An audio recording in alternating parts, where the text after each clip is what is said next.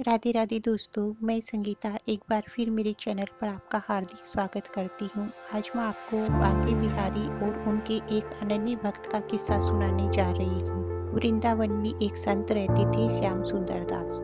ठाकुर जी से अनन्य प्रेम करते थे। बड़ा विश्वास था और बड़ी आस्था थी उनकी अपने ठाकुर जी में। वो रोजाना मंदिर जाती थी, भगवान की पूजा आराधना करते थे और भगवान को काफी देर तक निहारते ही रहते थे। इतना प्रेम करते थे वो अपने बांके बिहारी से। मन ही मन ढेर सारी बातें करती थी अपने बांके बिहारी से। उन दिनों वृंदावन के मंदिर में इतनी ज्यादा भीड़ नहीं हुआ करती थी। वृंदावन में भी इतनी भीड़ नहीं होती थी जितनी आज होती है। उस समय बहुत से भक्त आते थे जो ठाकुर जी को देखते रहते थे प्रांगण में बैठे बैठे, और वो मन ही मन उनसे ढेर सारी बातें किया करते थे। ये बहुत से भक्त थे जो ठाकुर जी को देखते और उन्हें देखते ही रहते थे। श्याम सुंदर दास भी ऐसे ही एक भक्त थे जो ठाकुर जी को निहारते रहते और वो मन ही मन ढेर सारी बातें करते थे। उन्हें ठाकुर जी से बड़ा लगाव था, बड़ा ही प्रेम था। एक दिन उनके मन में एक भाव प्रकट हुआ।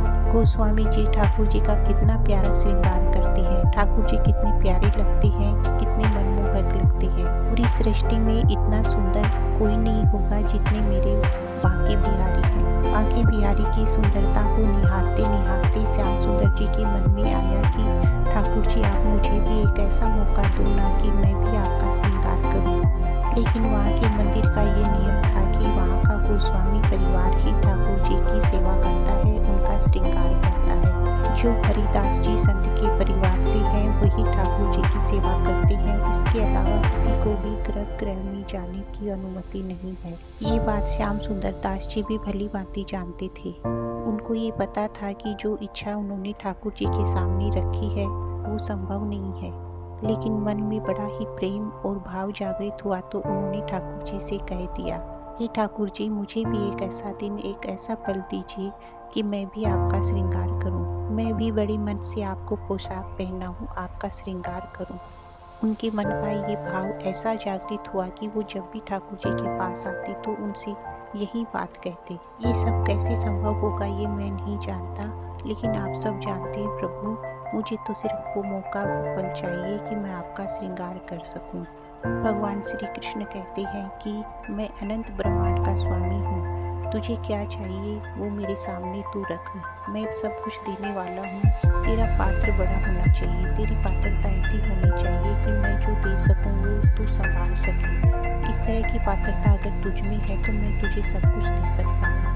भगवान की इसी बात के भरोसे श्याम सुंदर दास जी ने भगवान से उनका श्रृंगार मांगा था। श्याम सुंदर दास जी कहते हैं कि तुम तो अनंत ब्रह्मांड के स्वामी हो, मेरी इच्छा कैसे पूरी होगी ये मुझे नहीं पता, आपको ही मेरी ये इच्छा पूरी करनी होगी। सबकी इच्छा पूरी करने वाले प्रभु, आप मेरी भी इच्छा पूरी कर दीजिए ना। बार बार बड़ी ही प्रेम और आस्था के साथ भगवान से यही विनती करते हैं। एक बार हुआ यूं कि श्याम सुंदर जी गहरी नींद में सो रहे थे। सपने में ठाकुर जी आए और ठाकुर जी ने श्याम सुंदर दास जी से कहा, श्याम सुंदर, तो देखो मैं तुम्हारे सामने हूँ, तुम मेरा श्रृंगार करना चाहती थी, अब लो मैं तुम्हारे सामने आ गया हूँ और मेरा श्रृंगार करो। श्याम सुंदर जी बहुत खुश हो गए। बड़े ही भाव विभोर होकर उन्होंने ठाकुर जी को अपने हाथ से पोशाक पहनाई, आभूषण पहनाई, हार श्रृंगार सब पहनाकर ठाकुर जी का श्रृंगार किया। सर पर मोर मुकुट धारण करवाया। बड़े भाव के साथ श्याम सुंदर जी ने ठाकुर जी का श्रृंगार किया। ठाकुर जी बड़े ही अद्भुत और मनमोहक लग रहे थे। ठाकुर जी मंद मंद मुस्कुरा रहे थे और श्याम सुंदर दास उनका श्रृंगार कर रहे थे। फिर ठाकुर जी अंतर ध्यान हो गए और श्याम सुंदर दास जी का सौपन टूट गया। जैसे ही सपना टूटा तो श्याम सुंदर दास जी सपने से बाहर नहीं आई, बल्कि इधर उधर देखने लगे कि कहीं आसपास ठाकुर जी खड़े तो नहीं है। क्या पता सच में ठाकुर जी आए हों और मैंने उनका श्रृंगार किया हो। मुझे अच्छे से याद है कि मैंने ऐसी पोशाक पहनाई है, ऐसा मोर मुकुट धारण किया है और ऐसा श्रृंगार किया है, ये सब मुझे पता है। चारों तरफ देखने लगी, लेकिन थोड़ी देर बाद में आभास हुआ कि ये तो मेरा सपना था। आसपास में ठाकुर जी उसे कहीं दिखाई नहीं दिए। तब समझ में आया कि ठाकुर जी तो सपने में आए थे और सपने में ही मैंने उनका श्रृंगार किया था। श्याम सुंदर दास जी की आंखों में आंसू आ गए। उनकी आंखों से निरंतर आंसू बह रहे थे और उन्होंने समय देखा तो करीब 5 बजे का समय था। मंदिर के पट खुलने का समय हो गया था और वे उनके दर्शन का भी समय था। श्याम सुंदर दास स्नान करने के बाद मंदिर की ओर चल पड़े। बिहारी जी के मंदिर गए और प्रांगण में पहुंचे। मंदिर में भगवान के पट खुले तो जैसे ही श्याम सुंदर दास जी ने देखा तो वे इस ठाकुर जी को देखते ही रह गई। उनकी आंखों से निरंतर आंसू बह रहे थे। उन्हें कुछ भी समझ में नहीं आ रहा था और उनका शरीर बिल्कुल स्थिर हो चुका था। आंसुओं से भरी आंखों से श्याम सुंदर दास देख रहे थे कि बिहारी जी ने वही पोशाक पहनी है जो सपने में श्याम सुंदर दास जी ने उनको पहनाई थी। बिहारी जी ने वही आभूषण पहने हैं जो श्याम सुंदर दास जी ने पहनाई थी। वही मोर मुकुट धारण किया है जो श्याम सुंदर दास जी ने करवाया था। आंखों से झरझर आंसू बहे ही जा रहे हैं और श्याम सुंदर दास बिहारी जी को देखकर भाव विभोर हो रहे हैं।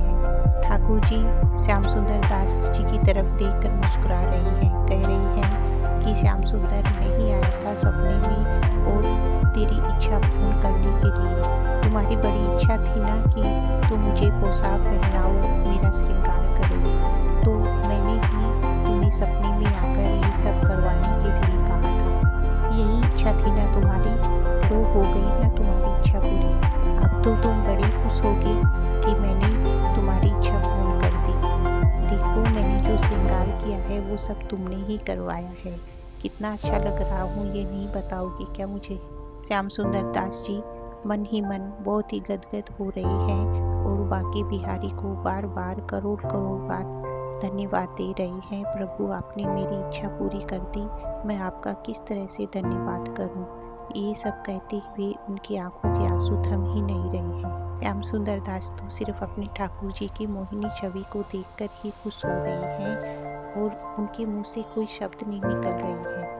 उनके मन में सिर्फ यही बात आ रही है कि जो असंभव काम था कि मैं कभी ठाकुर जी का श्रृंगार नहीं कर सकता, तो मेरे ठाकुर ने वो असंभव काम संभव करके दिखाया है। मेरी खुशी के लिए उन्होंने किस तरह से मुझसे श्रृंगार करवाया है, ये सोचकर मैं तो धन्य हो गया। श्याम सुंदर दास तो सिर्फ ठाकुर जी को निहारते ही रह गए। दोस्तों, जब हम ईश्वर के सामने अपनी इच्छा रखते हैं तो भगवान उसे पूरी अवश्य करते हैं, चाहे वो इच्छा कितनी भी बड़ी हो, लेकिन भगवान के लिए उसे पूरा करना कुछ भी असंभव नहीं है। ठाकुर जी तो ब्रह्मांड के रचयिता हैं, ब्रह्मांड के स्वामी हैं और जब हमारी इच्छा उनके प्रेम से लेकर जुड़ी होती है तो ठाकुर जी उसे पूरी करने में कुछ भी कोई कसर नहीं छोड़ना चाहते। हम इंसानों के लिए असंभव हो सकता है कोई काम, लेकिन प्रभु के लिए कुछ भी असंभव नहीं है। बस आपकी आस्था, आपका विश्वास और आपका भाव सच्चा होना चाहिए, फिर ईश्वर उस भाव को, उस इच्छा को पूरी करने में बिल्कुल भी देर नहीं करते हैं। जितनी सहजता और सरलता हमारे मन में, हमारे भाव में होगी, भगवान हमारी इच्छा को उसी सहजता और सरलता से पूरी करते हैं। भगवान के प्रति हमारे मन में बिल्कुल भी शंका नहीं होनी चाहिए। पूर्ण विश्वास अगर हम हमारे भगवान पर करते हैं तो उनके लिए कुछ भी असंभव नहीं है। इसी विश्वास के साथ कि आप सबकी मनोकामनाएं भगवान अवश्य पूरी कर दें, उन पर भरोसा बनाए रखें, उन पर विश्वास बनाए रखें। मिलते हैं अगले वीडियो में, तब तक के लिए राधे राधे।